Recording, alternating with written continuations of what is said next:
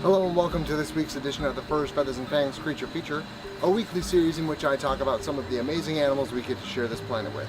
Last week, or I should say last time I was with you, I apologize I didn't get anything up last week. It's been hectic being a new dad. Love it though. So last time we talked about animals, mammals specifically, you should not own as pets. So that got me to thinking, what are some animals that we should own as pets? And the first animal on that list is man's best friend, the dog. But how did man first forge his alliance with our four-legged companion? Well, that's what we'll talk about in this week's edition. This is the Furs, Feathers, and Fangs Creature Feature on the origin of the domestic dog. While it is debated about exactly where or when man first came into contact with the domestic dog, there is a clear timeline. About 15,000 years ago in Europe, there have been discoveries of dog bones belonging to Canis familiaris, or the domestic dog, that have been differentiated from that of wolves. And that is the first undisputed evidence of man's interaction with the domestic dog. Now there are other claims that suggest that the dog was domesticated some 30,000 years ago, which is about twice as long as the accepted standard. Although these claims are unsubstantiated, as fossils from this time are hard to distinguish between the domestic dog and its predecessor, the gray wolf. Every dog that is in existence today owes its life really to the gray wolf.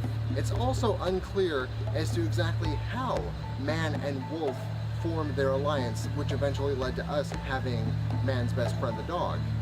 But it can stand to reason to think that a group of Ice Age hunters or gatherers, as it is clear that these were not agricultural people that domesticated the dog, they were hunters and gatherers.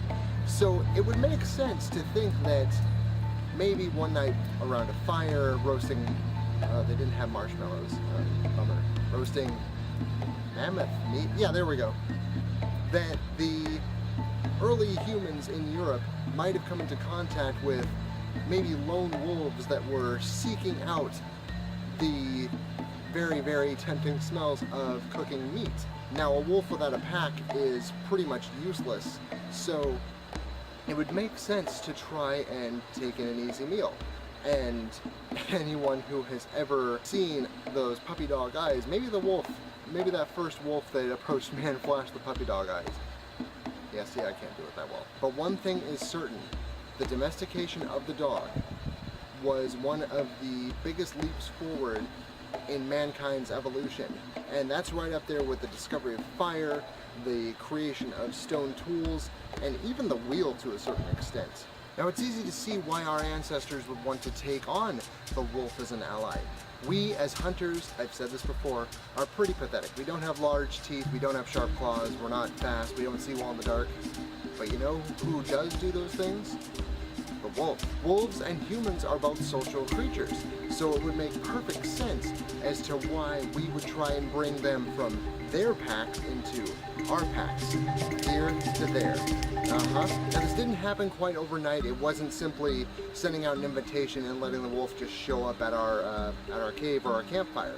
This probably took a little bit of trial and error, from maybe, like I said, accidentally taking in an injured or a lone wolf, to maybe even being as bold as to steal wolf pups from a mother wolf.